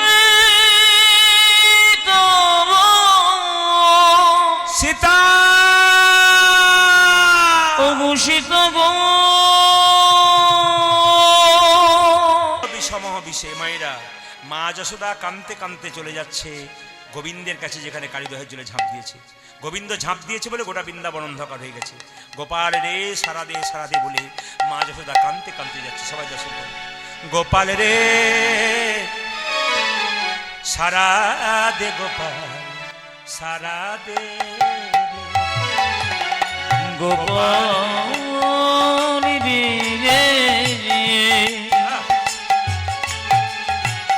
সরদে, গোপাল সরদে, সারা দে গোপাল সারা দে রে, গোপাল সারা দে, গোপাল সারা দে। অভাগিনী মাঝে তোর ফুকারে কাঁদে রে, অভাগিনী মাঝে তোর ফোকরে কাঁদে রে, অভাগিনী মাঝে তোর ফুকারে কাঁদে রে, আজি অভাগিনী মাঝে তোর ফোকারি কাঁদে রে, সারা দে গোপাল সারা দে রে, গোপাল রে সরদে, গোপাল সরদে, গোপাল রে সারা দে, গোপাল সারা দে। যে বাঁশি বাজিয়েছিলি বৃন্দাবনে, সে বাঁশি আবার বাজা সবার কানে, যে বাঁশি বাজিয়েছিলে বৃন্দাবনে, সে বাঁশি আবার বাজা সবারই কানে, যে বাঁশি বাজিয়েছিলি বৃন্দাবনে, সে বাঁশি আবার বাজা সবার কানে, বাঁশি বাজিয়েছিলে বৃন্দাবনে, সে বাঁশি আমার বাজা সবার কানে, সোনার ব্রজ আমারই সোনার ব্রজ আজ, সোনার ব্রজ সোনার ব্রজ হলো রে আধার, সরদে গোপাল সরদে, গোপাল রে সরদে, গোপাল সরদে, গোপাল সারা দে, গোপাল সারা দে, আমি সরদে গোপাল সরদে, আজি সারা দে, গোপাল সারা দে। সবাই মিলে হাত তুলে বলুন, রাধা রানী কি। একবার জোর সে বলবেন সবাই মিলে, শ্যাম সুন্দর কি, মদন মোহন কি, হরিবাসর কি, সাধুগুরু বৈষ্ণব কি, গৌর ভক্তবৃন্দ কি, যাদের ঘুম আসছে তাদের কি। দেখলাম পরীক্ষা করে, জোরে বলুন, রাধা রানী কি, শ্যাম সুন্দর কি, মদন মোহন কি? এতজন ভক্ত অধীর আগ্রহে এসছেন। আপনাদের সুন্দর একটা কথা বলে যায় যে যেখানে বসে আছেন, মা যশোদা কৃষ্ণের জন্য কাঁদতে কাঁদতে যাচ্ছে। আমি সবার কাছে নিবেদন রাখবো, যারা কীর্তন শুনলেন বা শুনছেন, সবার কাছে প্রদীপ পালের বিনীত নিবেদন, একটা জায়গাতে ঠিক থাকবেন। কৃষ্ণ পুজো করবেন কি না করবেন সেটা আপনার ব্যাপার, ভগবানের মন্দিরে যাবেন কি না যাবেন সেটা আপনার ব্যাপার। কিন্তু বাড়িতে যে দুটো জীবন্ত ভগবান আছে, এদের যদি সেবা না করতে পারেন, ওই মন্দিরে গিয়ে আপনার কোনো, জোরে বলুন, লাভ নেই। একবারে মন দিয়ে শুনুন, ভগবানকে আপনি মন্দিরে পুজো করবেন কি না করবেন ওটা আপনার ব্যাপার, মন্দিরে যাবেন কি না যাবেন আপনার ব্যাপার। কিন্তু বাড়িতে দুটো যে জীবন্ত দেবদেবী আছে, এদেরকে যদি পুজো করতে না পারেন, আপনার জীবন বৃথা। ভগবান কৃষ্ণ নিজের মুখে বলেছেন, এই জগতে 3 রকমের গুরু আছে। প্রথম গুরু পিতামাতা, যার থেকে জন্ম পেলি, সে যদি কেঁদে কেঁদে বেড়ায় খাবার জন্যে, আর তুই যদি কৃষ্ণ বলে কাঁদিস, তোর কোনো লাভ হবে না। পরিষ্কার যে কোনো লাভ হবে না যে কৃষ্ণ বলে কেঁদিস। 2, শুনবেন, আপনার যদি উত্তরপ্রদেশে যান, ভালো করে শুনবেন, পান্ডারপুর বলে একটা জায়গা আছে, বিঠল দেবের মন্দির। মায়েরা, বিঠল দেবের মন্দির, ভালো করে শুনবেন। ওটা কিন্তু অপভ্রংশ হচ্ছে বিঠল দেব, নাম কিন্তু ইটল দেব, নামটা হচ্ছে ইটল দেব, কিন্তু ওটা অপভ্রংশই বিঠল দেব হয়েছে। তো ওখানে পান্ডারপুরে একজন ভক্ত ছিল, তার নাম পুণ্ডরিক। ভালো করে শুনবেন মায়েরা, আমি জানি 2-4 জন মায়ের কিন্তু চোখ কিন্তু ঘুরিয়ে আসছে। ও সকালে কিন্তু বলবে লাস্ট জায়গাটা আমি বুঝতে পারিনি, কেন বলুন তো, চোখ যদি ঘুমিয়ে আসে, যেমন ছোটোবেলায় আমরা খাবার খেতাম, ঘুমিয়ে যেতাম, তখন মা কোলে করে নিয়ে খাইয়ে দিত, সকালবেলা বলতাম, তুমি তো আমাকে কালকে খাওয়ালে না, না আমি ঘুমিয়ে রয়ে গেলাম। তুই খাইয়েছিলাম রে, তুই দিব্যি খেলি। তার মানে কি, ঘুমের ঘুরে খেলে সকালেও পর্যন্ত বুঝতে পারি খেলাম কিনা। এই যে ঘুমিয়ে যদি কেউ যায়, সে কিন্তু শেষ জায়গাটা বুঝতে পারে না। কেন বলুন তো, এক জায়গায় দান পালা করে দান লীলা করেছিলাম, তখন মেয়েরা পুকুর ঘাটে যাচ্ছে, সকালবেলায় বরাবরি করছে, আজকে লীলাটা খুব ভালো করেছে, বলে কি ধান পালা, ধান ধান দান, ধান শুনিস, শুনবেন। যদি ঘুম আসে তাহলে ধান শুনবেন, ঘুম না শুনলে দান শুনবেন, শুনবেন। তো পুণ্ডরিক একজন ভক্ত ছিল, সে কোনোদিন ভগবানের মন্দিরে যায় নাই, কোনো দিন যায় নাই, শুনবেন। কিন্তু ওর বাবা মা যে রুমে শুয়ে থাকতো, প্রত্যেক দিন সকালে দুপুরে সন্ধ্যেতে পুণ্ডরিক কোনো কাজে যাবার আগে বাবা মায়ের চরণে প্রণাম করত, চরণটাকে দেবে দিত, রাত্রিবেলায় তেল দিয়ে দিত, বাবা মা ঘুমোতো, তারপর সে ঘুমোতে যেত। ইনি হচ্ছেন পুণ্ডরিক, শুনবেন ভালো করে, শাস্ত্রের কথা। উত্তরপ্রদেশের জায়গাটার নাম হচ্ছে পান্ডারপুর, পুণ্ডরিক, বই পড়বেন বুঝতে পারবেন। তো যখন একদিন ভগবান একদিন তার বাবা মায়ের চরণে তেল দিচ্ছে, আর ভগবান শ্রীকৃষ্ণ দরজায় এসে দাঁড়িয়ে আছে। কৃষ্ণ বলছে, পুণ্ডরিক, পেছনে কৃষ্ণ, পুণ্ডরিক এরকম সেবা করছে, পুণ্ডরিক পুণ্ডরিক। ও তখন বাবা মায়ের সেবা করছে। তুমি কে? আমি ভগবান। আমার দিকে তাকাবে না? না। বলে কেন? আমি তখন আমার ভগবানের সেবা করছি, পরে তোমার দিকে তাকাবো। আমি যাকে ভগবান বলে মনে করি তার সেবা হচ্ছে, এখন তোমার দিকে তাকাবো না, আমার ভগবানের সেবা করি তারপর। পুণ্ডরিক, বসতে দিবি না? পুণ্ডরিক একটা ইটের উপরে বসে বাবা মাকে তেল দিচ্ছিল, যেমন কাঠের পিড়াতে বসি আমরা চৌকিতে, ইটের উপরে বসে, তাড়াতাড়ি ইটটা সরিয়ে দিয়ে বলছে, বসো, ইটটাতে বসো। ভগবান ইটের উপরে দাঁড়িয়ে, বিঠল দেব, ইটল দেব ভগবান পুণ্ডরিকের বাবা মায়ের সেবা দিচ্ছে। পুণ্ডরিক বলছে, এই পুণ্ডরিককে কৃষ্ণ বলছে, একবার আমার দিকে তাকা, আমায় দেখবি না? বলছে, তুমি তো আমার ভগবানের সেবা দেখবার জন্য ছুটে এসেছো, আগে আমার ভগবানের সেবা দেখো, তারপর তোমাকে দেখব। বাবা, ভগবানের সেবা আগে যদি বাবা মায়ের সেবা কেউ করতে পারে, তাহলে ভগবানকে ডাকতে হবে না, তোমার বাবা মায়ের সেবা কিন্তু দেখবার জন্য ভগবান ছুটে আসবে। মায়ের মতো আপন কেউ হয় না, বাবার মতো আপন কেউ হয় না। এ সংসারে যার মা বাবা নাই, সে জানে কত ব্যথা, সে জানে কত বেদনা, কত বেদনা। বাবা হলো বাড়ির ছাদ, বাবা, মা হলো খুঁটি, এই দুটো যেদিন চলে যাবে সেই দিন বুঝবি তোমার আপন ভাবার যে ছিল সে চলে গেছে। জীবন্ত থাকতে বাবা মায়ের সেবা করো, গোবিন্দকে ডাকতে হবে না, তার আশীর্বাদ আপনা আপনি পান। কীর্তন কেমন জিনিস দেখুন, এতক্ষণ হাসছিলেন, তালি দিচ্ছিলেন, আনন্দ করছিলেন। আমার গুরুজি বলল কীর্তন এরকম করবি, মানুষকে হাসাবি, কাঁদাবি, এমন কীর্তন করবি যেন পিনটা সাইলেন্ট হয়ে যায়। আপনাদের তো গুটি কয়েক ভক্ত, আমার তো অনেক আসর করলাম, এত কম ভক্ত আমি দেখি নাই। কিন্তু হাজার হাজার 12,000 14,000 মানুষ বসে থাকে, এই সমস্ত ঘটনা বলার সময় স্টপ, একবারে চুপচাপ, পিনটপ সাইলেন্ট, একটা লোকের মুখে শব্দ নেই। মায়ের মতো আপন কেউ হয় না। শুনছেন, বাচ্চা যখন মায়ের কোলে থাকে, একটা স্তনে মুখ দেয় আর একটা স্তনে পা দিয়ে ধাক্কা দেয়, তবু মা তাকে খাওয়াতে ছাড়ে না। একটা স্তনে মুখ দেয়, একটা স্তনে পায়ে করে ধাক্কা দেয়, তবু মা তাকে খাওয়াতে ছাড়ে না। মায়ের মতো আপন কেউ হয় কেউ হয় না। মায়েরা এই দিয়ে তাকাবেন, মা জিনিসটা কেমন। আমি বহুদিন আগে এক জায়গায় কীর্তন করতে গেছিলাম, তো দেখতে পেলাম একটা বাড়িতে বাসা আমার, তো দোতলার উপরে দেখলাম একটা ছোট্ট কুটুরি, তার মধ্যে মা আছে আর দুপাশে 2 ভাই আছে। শুনবেন ভালো করে, দুপাশে 2 ভাই, বড় ভাই ছোট ভাই। তো বুড়ি মা বলল, বাবা আমি তো যেতে পারি না তোমার কীর্তন শুনতে, তো আমার খুব ইচ্ছে হয় কিন্তু আমার পা হাত চলে না, তাই যেতে পারি না, মাইকে শুনছিলাম দূর থেকে।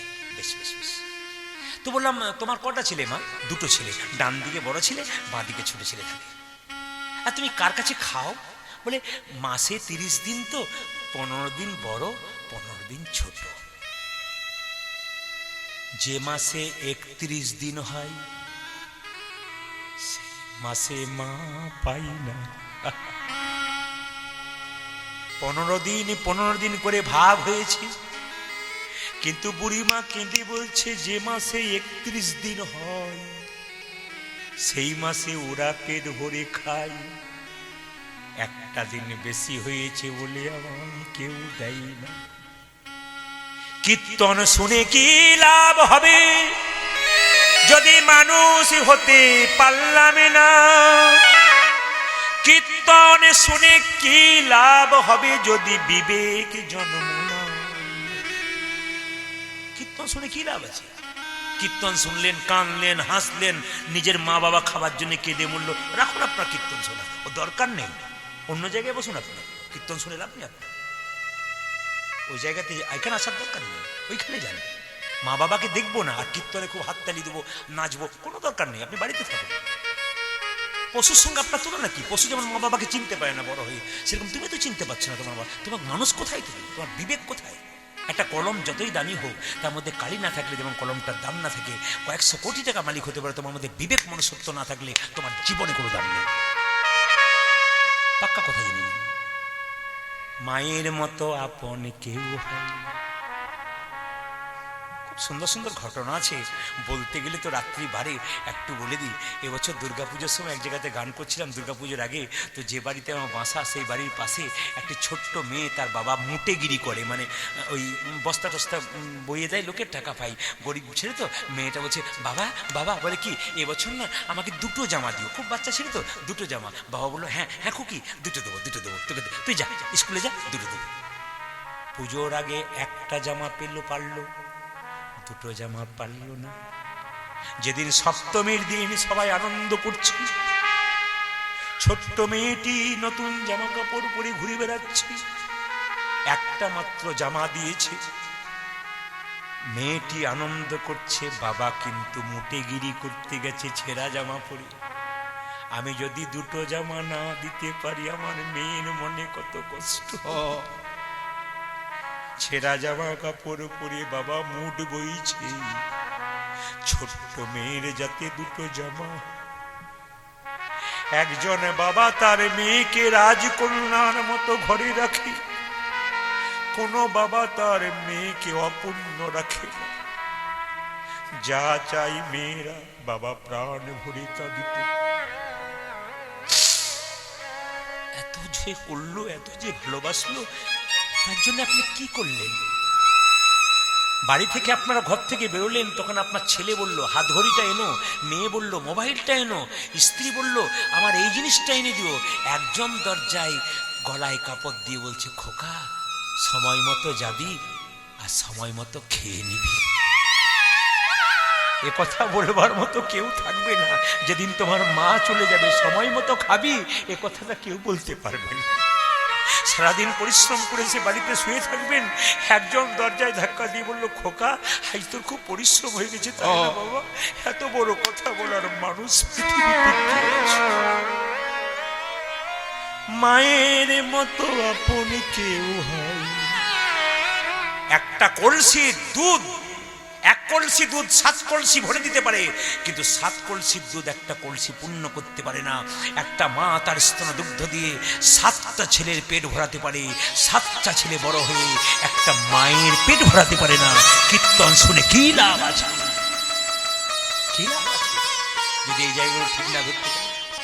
মায়ের মতো আপন কেউ।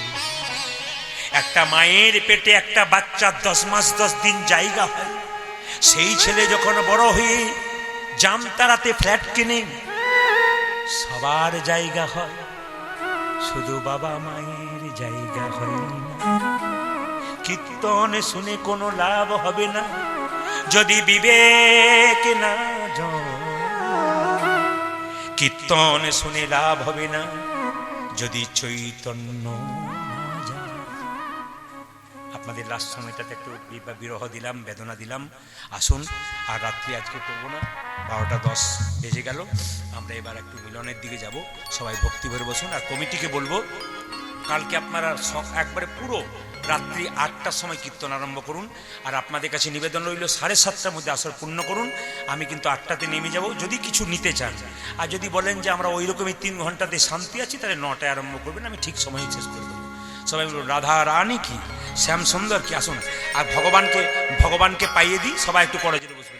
ভগবান শ্রীকৃষ্ণ কালীদহে জলে হাত দিয়েছে, তখন দেখে মনে হচ্ছে কালীনাগ মনে মনে ভাবছে বাবা আমার জলে নীলপদ্ম কোথা থেকে এলো? যেন নীল কমল ভাসছে, যেন নীল কমল ভাসছে, নীল কমল ভাসছে, ও যেন নীল কমল ভাসছে। কালীদহের জলের মাঝে নীল কমল ভাসছে। ওই দেখি কালীদহের জলের মাঝে নীল কমল ভাসছে, কালীদহের জলের মাঝে নীল কমল ভাসছে। এখন কৃষ্ণ নীলপদ্মের মতো জলে ঝাঁপ দিয়েছে। কালীনাগ মনে মনে ভাবছে বাবা আমার স্বভাব তো দংশন করা, একে দংশন করব না, একে পুচ্ছতে জড়াবো, পুচ্ছতে জড়াবো, একে পুচ্ছতে জড়াবো, দংশনই করব না ভাই, পুচ্ছতে জড়াবো, কি দংশনই করব না ভাই, পুচ্ছতে জড়াবো, দংশনই করব না ভাই, পুচ্ছতে জড়াবো, কি দংশন করব না ভাই, পুচ্ছতে জড়াবো। মায়েরা, হ্যাঁ ওই বাইরেটা হচ্ছে, ভেতরটা একবারে সাউন্ড নেই, মানে কোনো কারণে ভোল্টেজ কম হচ্ছে। মায়েরা ওগো পুচ্ছতে জড়াবো, একে পুচ্ছতে জড়াবো, পুচ্ছতে জড়াবো, একে পুচ্ছতে জড়াবো। কাপড়টা নিন। কালীনাগকে দমন করতে হবে, তাহলে আপনার হৃদয়ের ভেতরে যে কালীনাগ আছে সেগুলো দমন হয়ে যাবে। সঙ্গে সঙ্গে বলছে দেখুন নিম পাতাকে যতই মিষ্টি রসে ভেজান তে তো যাই। কালীনাগ মনে মনে ভাবছে যে আমি একে পুচ্ছতে যাবো, মনে মনে না তো আমার তো স্বভাব দংশন করা, আমি দংশনই করব, আমি দংশনই করব, দংশনই করব, আমি দংশন করব রে, সতে জড়াবো না, দংশনই করব, ওকে পুচ্ছতে জড়াবো না, দংশনই করব।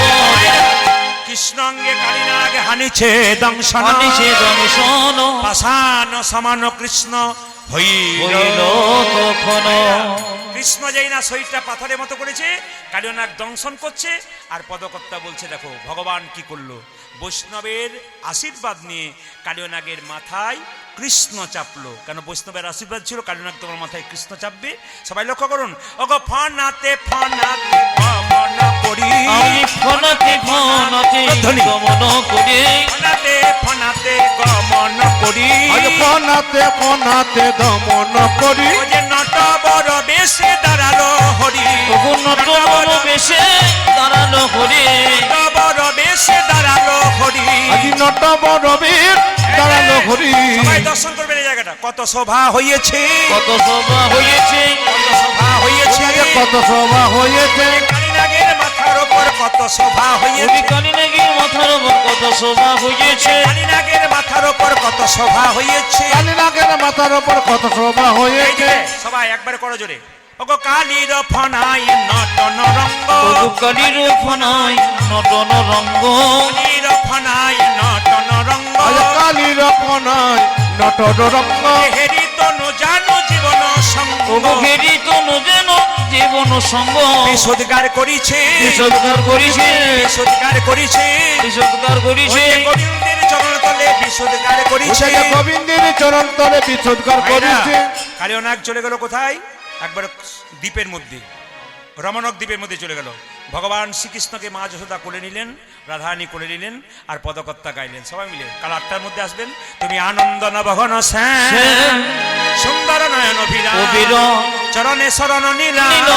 ধন্য ত্রিভুবন তুমি আনন্দ নবগুণ সে সুন্দর নানি অবির চরণী সরণীল ধন্য ত্রিভুবন ধাম কোথায় চৌদিকে বৈষ্ণব মিলি করে দিয়া করো চৈতিকে বৈষ্ণব মিলি কর দিয়া কর তাহলে হরি হরি হরি হরি বলেন হরি বল হরি বল হরি বল হরি বল হরি বল হরি বল হরি বল হরি বল হরি বল হরি বল হরি বল হরে হরে